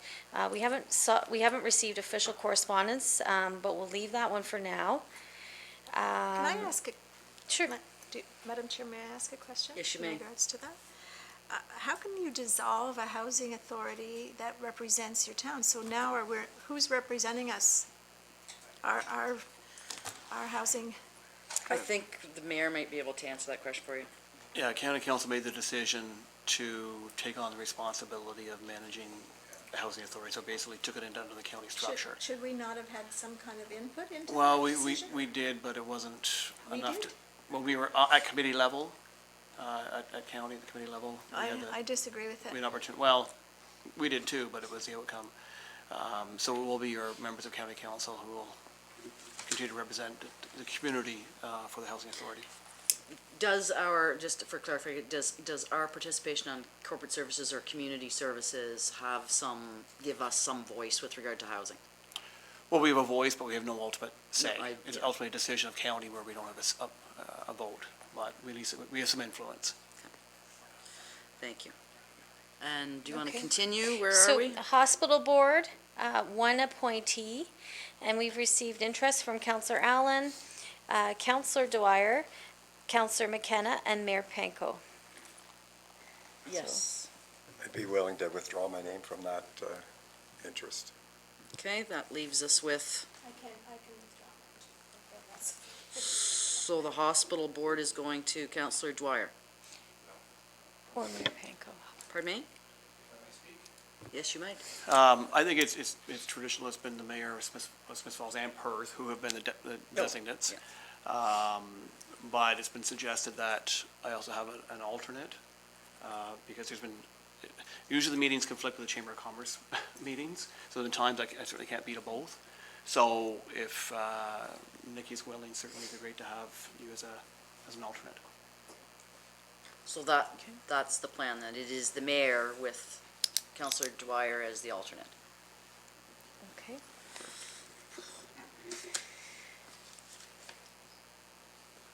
Okay, so moving down, we have the Child Development Center Advisory Committee. And we have three names. Oh, sorry, that's correct, I apologize. That was from earlier. The Municipal Heritage Committee, we did not receive any interest, so I'm just reaching out. Is anyone interested? It's Counselor. Could I change my interest from Heritage House to Municipal Heritage if there's Well, But is there's there, nobody if for no one's put in Municipal for any Heritage. committee, to be on the committee, it's gonna be hard for you I to can, liaise I'll with do them. the Heritage House if he wants to do the Heritage. Sorry, can we back up a little bit then? I don't mind doing Heritage House. If we did not receive any interest in the is that correct? Correct, think we we haven't, have too much nobody's checked interest. off. If we did not receive any applications for the Municipal Heritage Committee, which we did not. We did? Yeah, I wanted to be on it. I think all three. No, from the public. Yeah. From the public. Oh, we have three. Wait, which? Four. So Which we did committee? receive 4. Okay. Minimum is 3, maximum 8. And we have Becky Allen, Jenny Davis, Okay. Anthony Humphrey, and Dorothy Hudson for that one. But couldn't one of us, or we could be citizen representatives like Dawn was last year with me, right? So, Chris, your suggestion was that you move to Municipal Heritage Committee and, Well, both Municipal Heritage and Heritage House can have up to two council representatives, so, it'd be great to get 2 on both. okay, But so, if I had a priority between the 2, which I think just for time constraints, I better limit myself, I would choose the Municipal Heritage Committee just because I've got a background with that as a citizen rep in the last term. okay, so you want to move your name down to Municipal Heritage Committee and leave Jay with 1 counselor at Heritage House, rather than 2. Unless someone else wants to. Maureen said she could. Yeah, Okay, so you're going on, okay, Heritage House, all right. Did you get all that, Deputy? So to confirm, Heritage House is Councillor Brennan and Councillor Allen, and the MHC or Municipal Heritage Committee is Councillor McGuire. Okay, now, the Rideau Environmental Action League, we did not receive any interest on that. Is there anyone that would be willing to step up? I know this committee's quite active. Councillor Allen sat on it last year and readily brought reports back to council on their activities. Yes, Councilor McKenna. I just, my wife is on the board of directors there, and I just wouldn't want to have that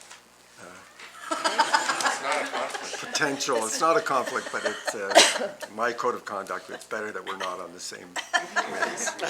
So maybe perhaps through the chair, I will mention, I know Councillor Allen had difficulty getting to these meetings. They're on the second Monday at 7 PM, so that's just something else to take in consideration. Yes, You know what, Counselor. I'll take it, because I have guaranteed childcare that night. Sorry, Nadine, it's the second Monday? Yes. At 7, 7 o'clock. okay. So we'll do our best to get you out. Okay. Okay, so Smiths Falls Community Food Bank, one representative is required. Councillor Allen, Councillor Dwyer, and Councillor McGuire have all put their names forward, so someone could, So, did you want to, I don't mind taking my name off that. okay. okay, Lorraine is, so then, Counselor Dwyer and Counselor McGuire, did you want to arm wrestle over there or something? You can have it if, Oh, I was gonna withdraw. I feel like this is a round of chicken to see who withdraws first. Nadine, sorry to ask this again. Can you remind me what the meeting time Sure. is for the food bank? Sure, the food bank, I don't think there is a meeting time. I didn't see one. You don't meet. What, Jen, if I could just add, no, you're for correct. Kenneth, I've sat on that. I took over from someone else, and I used to give updates on what they needed, and I would sometimes go to some of the things they arranged and promoted. There was never an intention of meetings that we would attend. Perfect, I'll take that one. You take that one? That is the food bank? Yes, that's the food bank. So we'll make sure that they get your contact information and send you all the updates, Nikki, or Councillor Dwyer. And then the Cataraqui Trail Board, now we haven't received formal correspondence about this board, but it's been noted that they're changing to a management board. However, we haven't received notification, so we were going to continue with an appointment for now, in case any meetings do come up. So but no one has shared interest in that one, so I'm just wondering if there's anyone interested in the Cataraqui Trail Management Board. Is there anyone interested? When do they meet? So they meet, actually, their time isn't listed here. I'm guessing it's just whenever they schedule a meeting. I don't recall former Councillor Quinn having any issue getting to the meetings, though it didn't seem to conflict with their council meeting, but I can get clarification on that. We can appoint it later if you like. Yeah, can we park that one, please? And- Sure. And so then we have, I think that's it. I think we're good. Physician Recruitment Task Force. Oh, Is that- sorry, you're correct. There's only one member for that, and we have Councillor Dwyer and Councillor McGuire interested. I'll withdraw from that one. Chris can have that one. Okay, so we'll give that to Councillor McGuire.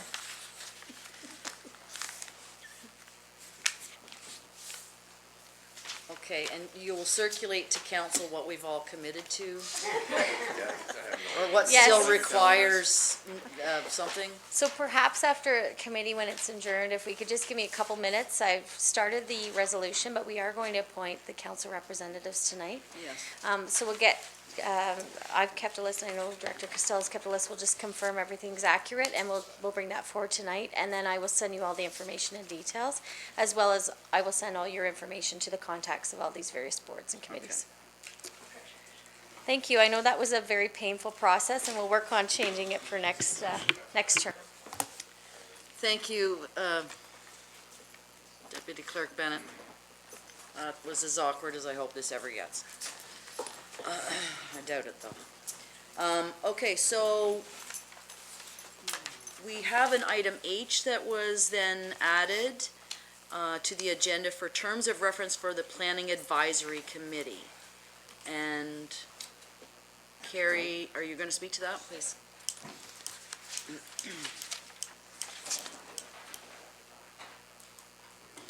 Thank you. So, Council, we discussed very briefly the terms of reference for the Planning Advisory Committee. Currently, the terms of reference denote 2 to 3 council members, which was just decided on a couple moments ago, and 3 to 4 citizen members, but it was discussed about increasing the citizen membership to 5. So if council concurs, we will have an amending terms of reference drafted for the next meeting of council. Thank you. So that will come forward this evening. Just the council appointments this will come forward next week. Okay. Thank you.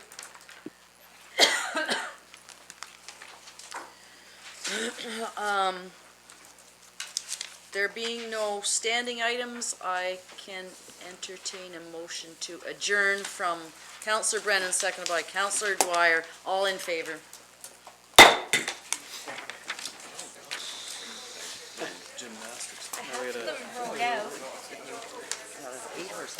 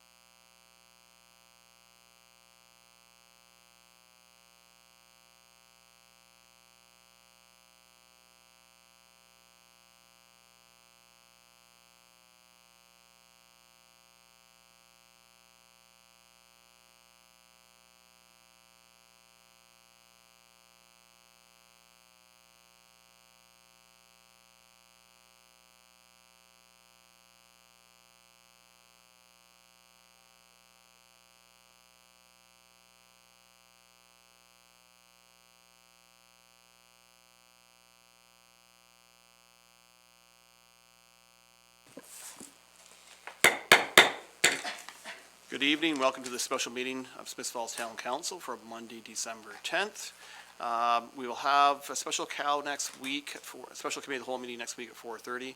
Watch your website for times and agenda.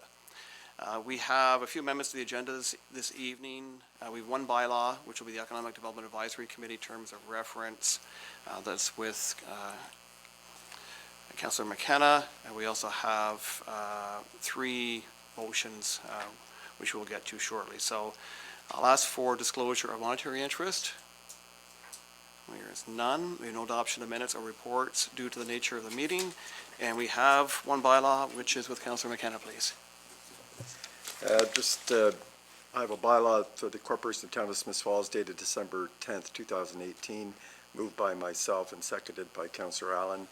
Bylaw number 9998-2018, first and second reading, that a bylaw to adopt the terms of reference for the Economic Development Advisory Committee be received and read a first time and taken as read a second time.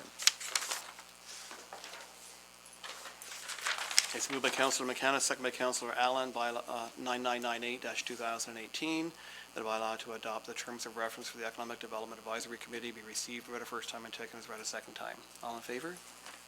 Carried. Discussion, Councillor McKenna? Just the nature of this bylaw change is to allow the Economic Development Advisory Committee to have an ex officio member, a standing member from the Valley Heartland Economic Development Office. Thank you. Third reading, please.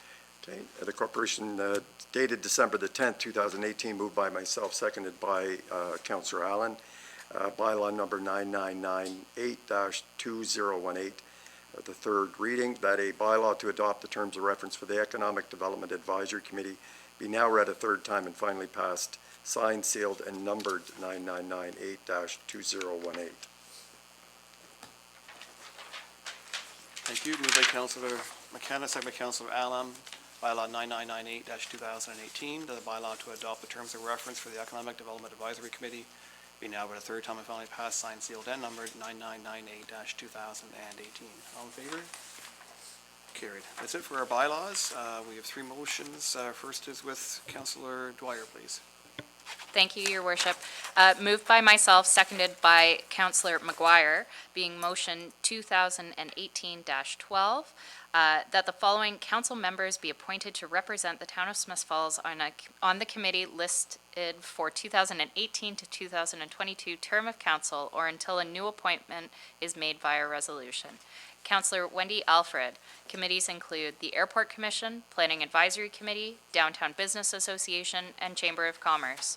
Councillor Lorraine Allen. Committees to include Public Library Board, Heritage House Museum Advisory Board, Municipal Heritage Committee, Railway Museum Advisory Board, Smiths Falls Drug Strategy, and the Arts and Culture Council. Councillor Jay Brennan. Committees include Airport Commission, Planning Advisory Committee, Economic Development Advisory Board, Heritage House Museum Advisory Board, Chamber of Commerce, and Railway Museum Advisory Board. Councillor Nikki Dwyer.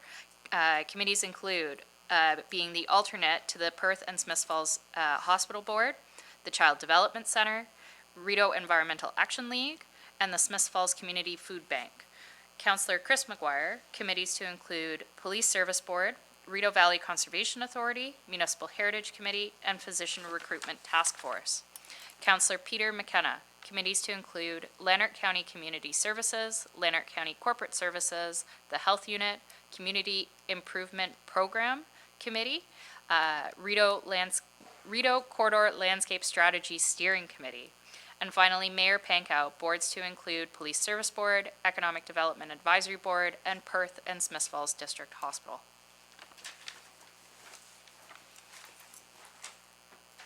Thank you. Discussion, Councillor Dwyer? Thank you, Your Worship. We met earlier this evening and discussed extensively what the composition of these boards would look like. It was extremely awkward. However, we have all come out friendly in the end, and we will serve dutifully on these boards and committees. Wonderful. Thank you. Further discussion? Yes, Councillor McKenna? There may be a typo on the Community Improvement Program Committee. It's got my name down there. I'm not sure that was the initial intent. Just, thank you. Okay, was that corrected? Community Improvement Program Committee.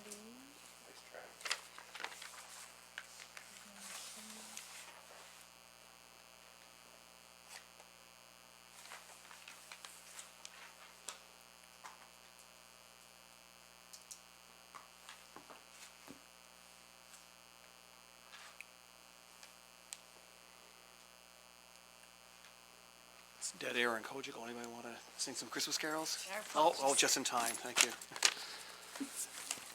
Moved by Councillor Dwyer, seconded by Councillor McGuire. Committee and board appointments, council appointments. The following council members be appointed to represent the town of Smiths Falls on the committees listed for the 2018-2022 term of council or until the new appointments are made via resolution. Councillor Wendy Alford, Airport Commission, Planning Advisory Committee, Downtown Business Association, Chamber of Commerce. Councillor Lorraine Allen, Public Library Board, Heritage House Museum Advisory Board, Municipal Heritage Committee, Railway Museum Advisory Board, Smiths Falls Drug Strategy Committee, and the Arts and Culture Council. Councillor Jay Brennan, Airport Commission, Planning Advisory Committee, Economic Development Advisory Board, Heritage House Museum Advisory Board, Chamber of Commerce, Railway Museum Advisory Board. Councillor Nikki Dwyer, alternate to the Perth and Smiths Falls District Hospital Board, Child Development Center, Rideau Environmental Action League, and Smiths Falls Community Food Bank. Councillor Chris McGuire, Police Services Board, Rideau Valley Conservation Authority, Municipal Heritage Committee, Physician Recruitment Task Force, Community Improvement Program Committee. Councillor McKenna, Leonard County Community Services, Leonard County Corporate Services, Health Unit, Rideau Corridor Landscape Strategy Steering Committee, Mayor Panko, Police Services Board, Economic Development Advisory Board, Perth and Smiths Falls District Hospital Board. Should we also include Leonard County Corporate Services and Community Services? Yep, I guess I'm sure it's official. All in favor? Carried. On to Councillor Alford, who has the next motion. Thank you, Your Worship. Moved by myself, seconded by Councillor McKenna.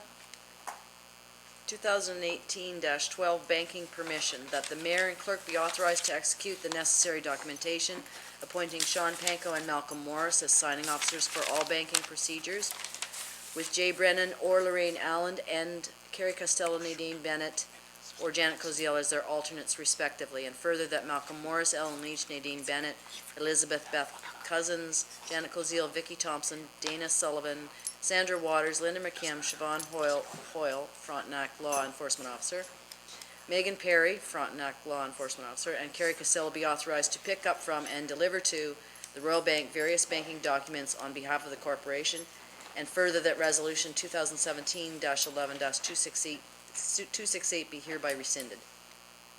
Thank you.